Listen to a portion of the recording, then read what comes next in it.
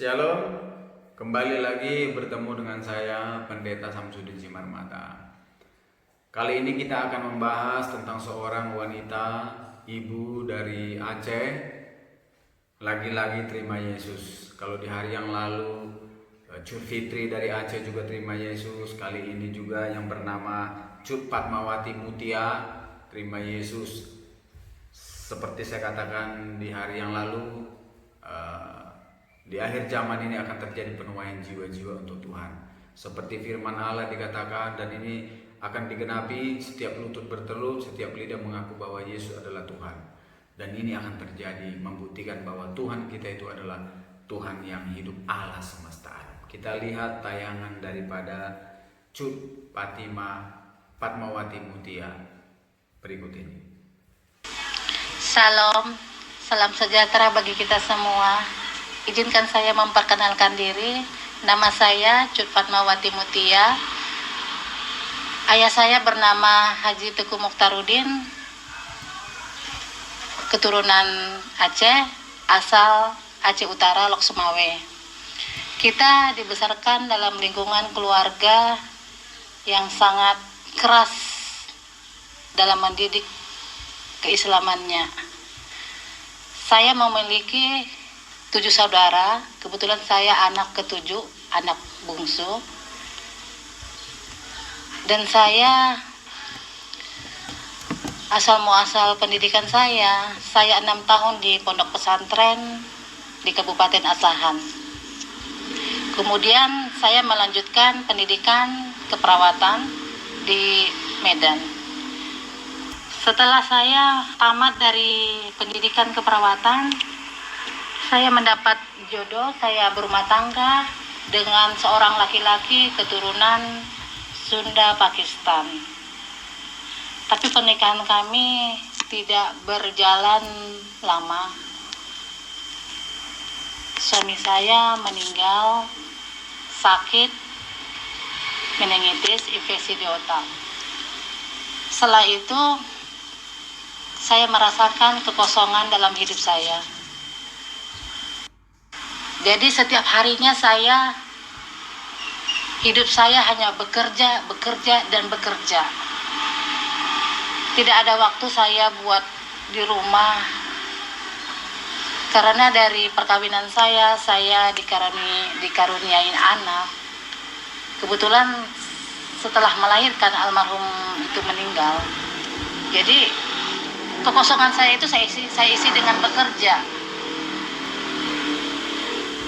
Terkadang saya pulang sampai jam 11 malam. Terkadang kalau lagi lembur, lagi kejar anggaran, kita sampai pulang pagi di kantor. Saya tidak menyadarin yang saya perbuat itu ternyata menyakitin anak-anak saya. Di dalam hati saya marah sebenarnya sama Allah saya dulu. Saya marah. Kenapa ya saya harus mengalami seperti ini? Saya sudah menjalankan apa yang diperintahnya. Sebagai muslimah yang baik, saya ikuti apa yang diperintahkan oleh ayah saya. Saya tidak pernah buka aurat. Saya berumah tangga juga masih dalam keinginan orang tua saya. Saya kecewa saat itu. Jadi kekecewaan saya itu saya isi dengan pekerjaan dan saya tinggalkan anak-anak saya. Tapi setelah saya mengenal Tuhan, saya menyadari kalau Tuhan itu luar biasa. Tuhan izinkan saya mengalami suatu proses yang sangat menyakitkan. Tuhan itu bukan membenci saya, tapi Tuhan itu begitu menyayangin saya, yang pada akhirnya tanpa saya duga saya berkenalan dengan seorang laki-laki. Kebetulan laki-lakinya berada di Kalimantan. Berkenalan kita melalui Facebook. Saya dengar kalau dia itu seorang Kristiani. Hati saya bergetar. Saya rasa saya pengen pengen tahu Kristen. Tapi di sisi lain karena saya dididik dalam keadaan dalam lingkungan Muslim, saya pengen menarik dia. Bagaimana caranya dia itu ikut ke saya. Akhirnya dengan segala pertimbangan saya putuskan berumah tangga dengan dia. Dalam saya berumah tangga dengan dia, ternyata rumah tangga saya juga nggak semulus yang saya pikirkan. Orang tua saya kecewa, yang pada akhirnya ayah saya kebetulan saat itu baru pulang dari menunaikan ibadah hajinya. Kaget ayah saya, yang pada akhirnya ayah saya meninggal dunia 2011. Ayah saya meninggal dunia. Saya begitu terpukul. Namun saya harus kuat. Saya sudah ambil keputusan. Awalnya rumah tangga kami itu hanya berjalan masing-masing. Saya seorang muslim dan suami tetap pada keyakinannya. Namun seiring waktu berjalan, kami selalu sharing. Saya selalu beri kitab saya, dia juga selalu beri kitab dia. Saya baca sering Injil, saya baca. Ternyata ada rasa kegelisahan di hati saya. 2011 akhir, saya mengalami suatu penyakit yang sangat luar biasa, menyusahkan buat suami, menyedihkan buat anak-anak. Beberapa tahun saya mengalami penyakit. Saya seperti orang gila, saya depresi. Bahkan saya mendengar suara azan aja saya ketakutan. Suhu badan saya sampai naik 42 derajat kalau sudah mendengar suara azan. Ada rasa kebimbangan di hati saya. Setelah saya sering membaca kitab, saya merasakan kok ada yang lain pada diri saya. Saya kok merasa takut. Bahkan saya saat sakit, saya merasakan kalau saya mati, nanti siapa yang menyelamatkan saya? Sudah mulai datang keraguan pada keyakinan saya yang dulu. Yang awalnya saya ingin menarik suami, dan pada saat yang sangat-sangat tidak pernah saya lupakan, saya mimpi. Saya nggak tahu itu yang namanya mimpi kah atau hanya karena sangat-sangat singkat kejadiannya itu.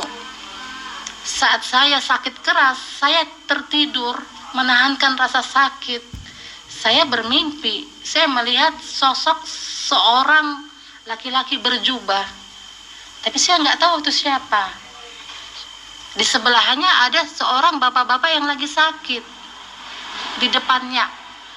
Saya pernah ke gereja saat itu di bawah suami, tapi hanya sekedar tepuk tangan, lihat orang, ngapain orang pada tepuk tangan. Saya hanya ngikut-ngikut aja, seperti boneka saya datang ke gereja di bawah suami. Tapi waktu pas saat saya bermimpi, seorang laki-laki berjubah, di depannya ada seorang bapak-bapak yang lagi sakit. Saya bertanya, dalam hati saya itu seperti yang saya lihat di gereja. Tapi wajahnya saya tidak bisa lihat. Saya hanya lihat postur tubuhnya, jubahnya, rambutnya. Saya langsung berkata, "Kaukah Tuhan itu?" Dia tidak mengucapkan kata-kata, kecuali tangannya langsung diletakkannya di atas kepala saya. Langsung saya saat itu, saya bersujud di kakinya, saya menangis saat itu. Saya katakan, "Kaukah Tuhan itu?" Langsung dia tuntun tangan saya, dia pegang tangan saya, dia ajarin saya untuk menyembuhkan seorang bapak yang lagi sakit di depannya. Tuhan berkata, sebut dalam nama Yesus. Saya mengikuti tuntunan tangan Tuhan. Dari atas kepala Bapak itu saya ucapkan dalam nama Yesus. Dalam nama Yesus saya ucapkan itu. Akhirnya saya terbangun dan di situ saya menangis. Saya bilang, kebetulan pada saat itu suami saya nggak ada di tempat. Saya karena dalam kondisi sakit, saya dibawa saudara suami nginap di lingkungan saudaranya. Saya bilang sama saudara suami yang ada di rumah itu, saya bilang, saya mimpi seperti ini. Saya bilang, saya takut, saya bilang. Lalu pada akhirnya saudara suami saya itu memanggil hamba Tuhan, dan hamba Tuhan itu banyak memberi masukan kepada saya.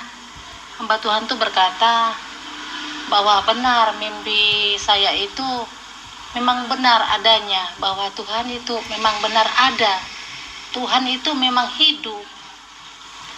Akhirnya saya berkata sama suami, saya mau ikut Tuhanmu, saya mau menyerahkan diri saya tidak mau mengeraskan hati. Itu perkataan saya satu hari setelah saya mengalami mimpi. Namun beberapa hari kemudian saya berubah, saya berkeras hati lagi. Saya tidak mau ikut karena almarhum ayah saya terus menghantui hidup saya. Terus dia datang, dia mengajak saya takut, saya makin bingung mau kemana saya. Semakin saya berkeras, semakin saya tidak mau ikut panggilan Tuhan. Bukannya kesembuhan yang saya rasakan, bahkan saya semakin mengalami penyakit yang luar biasa. Sampai-sampai kami harus merelakan sedikit harta untuk dijual untuk pengobatan saya.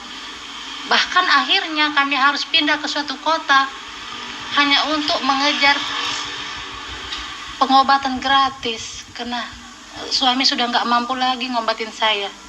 Semakin saya mengeraskan hati, semakin Tuhan,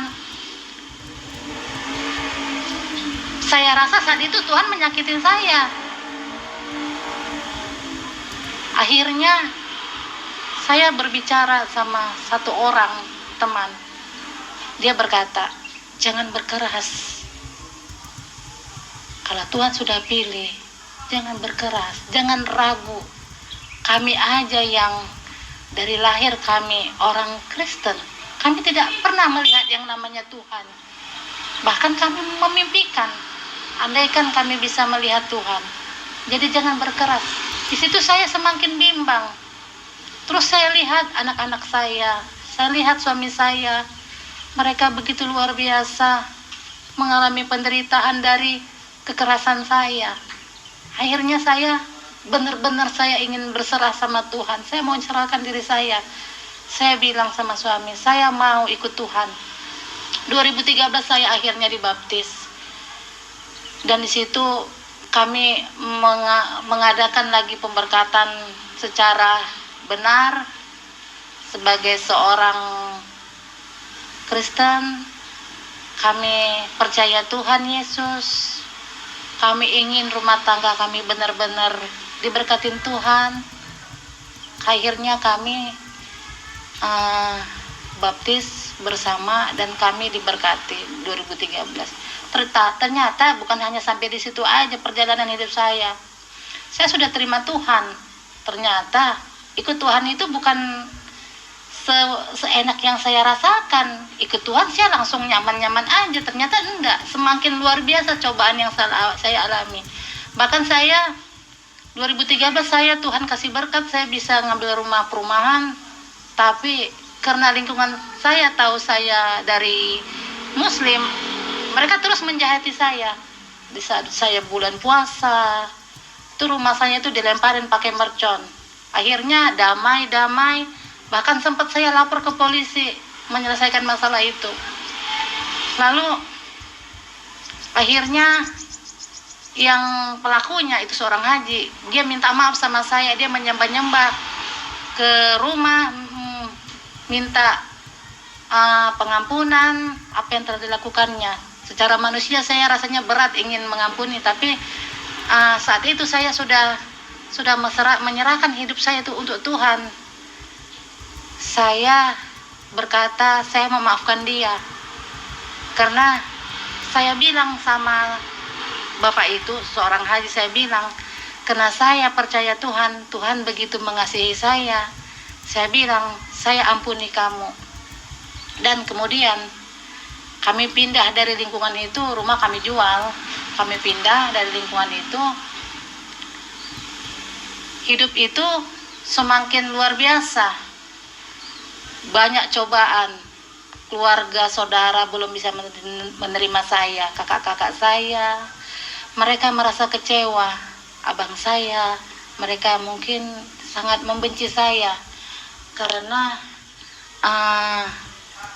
keputusan saya yang begitu fatal hingga akhirnya ayah saya meninggal dunia membuat hati mereka terluka. Saya terus bergumul berdoa sama Tuhan, ya Tuhan, Engkau selamatkan Tuhan. Saya juga rindu saudara saya diselamatkan. Paling tidak Tuhan, saya ingin akrab lagi dengan keluarga saya yang sudah membuang saya, yang mengatakan saya ini seorang kafir. Tuhan akhirnya jawab doa-doa saya. 2 bulan yang lalu, tepatnya di bulan 11 akhir 2018, keluarga saya sudah mulai menghubungin saya, dan beberapa kakak-kakak saya, mereka berkata mereka merindukan saya. Bahkan mereka berkata, pulanglah, apapun keyakinanmu sekarang itu pilihanmu. Dan mereka sudah bisa menerima keyakinan saya sekarang. Bahkan waktu pas saat Natal, saya sering kirim foto ke keluarga saya. Saya kirim foto, saya kirim kata-kata, mereka respon. Mereka masih tetap mencintai saya dan menyayangi saya sebagai adiknya bungsu yang dulu masih kecil. Mereka sering gendong-gendong, mereka maafkan. Dan untuk Tuhan tidak ada yang mustahil. Jangan pernah takut saat kita tinggalkan keyakinan kita yang dulu. Kita memang saat itu kita merasa kita ini sebagai orang kotor. Kita meninggalkan keyakinan kita untuk suatu keyakinan yang baru, yang mungkin awalnya kita tidak mengetahui itu keyakinan itu benar atau tidak. Kalau kita tidak secara manusia, kita tidak belajar. Jadi semakin kita belajar dan terus belajar, kita mengetahui yang mana yang benar dan mana yang salah. Jadi jangan pernah takut ikut Tuhan. Karena Tuhan Yesus itu memang benar-benar ada. Dia hidup, dia tidak mati. Dia pada saatnya nanti akan datang menjemput kita semua yang percaya sama dia. Dan satu lagi buat Bapak Ibu Saudara jemaat terkasih, jangan pernah takut ikut Tuhan. Apalagi yang masih ragu-ragu, jangan pernah bimbang, jangan pernah lagi menoleh ke belakang. Karena Tuhan Yesus itu memang ada, dia hidup, dia nyata. Dia Isa Al-Masih, dia ada. Dia bukan dongeng. Dia ada selalu untuk kita. Percaya sama Tuhan. Bukan hanya percaya, tapi lakukan kehendak Tuhan. Karena itu yang Tuhan inginkan dari kita. Tuhan menciptakan kita untuk satu tujuan, cuma satu, menyenangkan hati Dia. Itu aja mungkin saudara, Bapak Ibu terkasih, kesaksian saya. Kita sudah melihat tayangannya. Dalam kesaksiannya, dia terima Yesus, ada banyak tantangan, ada banyak ujian, tetapi dia tetap kuat dan akhirnya Tuhan menolong dia. Dan dia mengatakan kita jangan takut untuk terima Yesus, karena memang ada harga yang harus kita bayar, tetapi pada akhirnya Tuhan akan menolong dan Tuhan akan memberkati. Terima kasih, Tuhan Yesus memberkati.